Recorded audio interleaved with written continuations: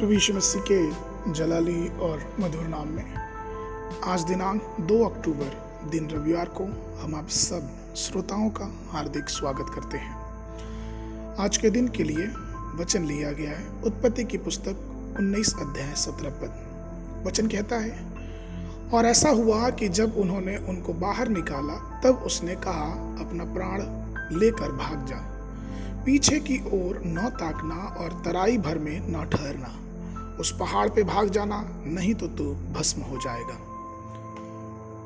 प्रभु में प्रिय लोगों, सदोम और अमोरा को परमेश्वर ने विनाश के लिए नियुक्त किया था और परमेश्वर ने सदोम को पूरी तरह से नष्ट करने से पहले लूत और उसके परिवार को बचाने के बारे में सोचा, क्योंकि वे धर्मी थे। लेकिन लूत और उनका परिवार सदोम को छोड़ के जाने के लिए तैयार नहीं थे और वो बार बार देरी कर रहे थे। जो पुरुष सदोम को नष्ट करने आए थे, उन्होंने सचमुच में लूत, उसकी पत्नी, उसकी दोनों बेटियों का हाथ पकड़ के उन्हें शहर से बाहर निकाला। उत्पत्ति की पुस्तक 19 का 17 कहता है कि अब ऐसा हुआ कि उन्होंने उनको बाहर निकाला और उनसे कहा कि अपने प्राण लेकर यहां से भाग जाओ। उन्हें यह कहा गया कि तुम उन पहाड़ों में जाके अपनी सुरक्षा ढूंढ लो।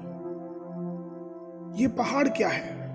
अगर हम वचन को देखेंगे तो परमेश्वर हमारा छुपने का स्थान, अर्थात सर्वशक्तिमान जो है वो हमारा गुप्त स्थान है, जो छुपने का स्थान है।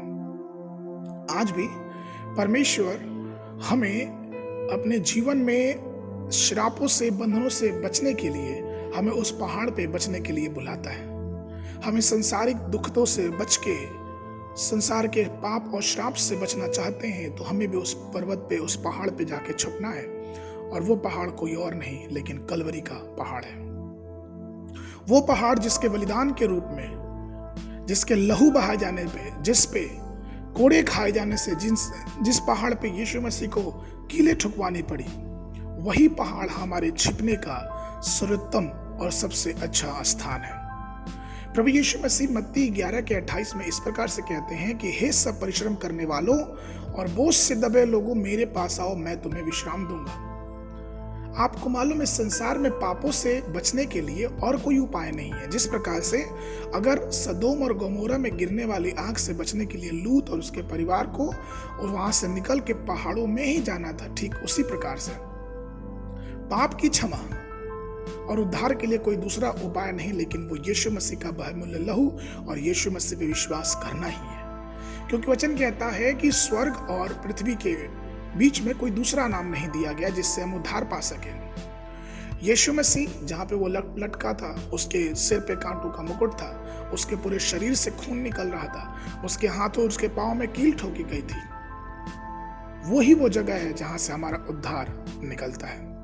क्योंकि भजन संहिता 34 के 5 में इस प्रकार से वचन कहता है कि जिन्होंने उसकी ओर दृष्टि की, उनका मुंह कभी काला नहीं हुआ। हमें ध्यान देना है कि हमारा दृढ़ स्थान, हमारे छिपने का स्थान वो परमेश्वर है।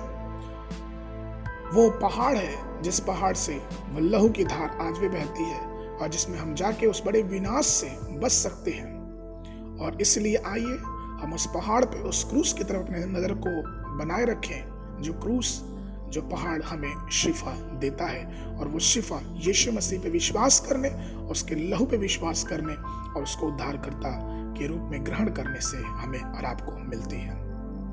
मनन के लिए इब्रानियों की पत्री 12 अध्याय 22 पद।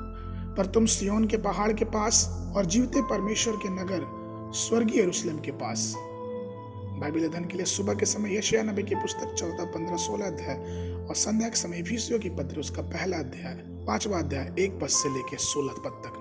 परमेश्वर आप सबको आशीष देवे।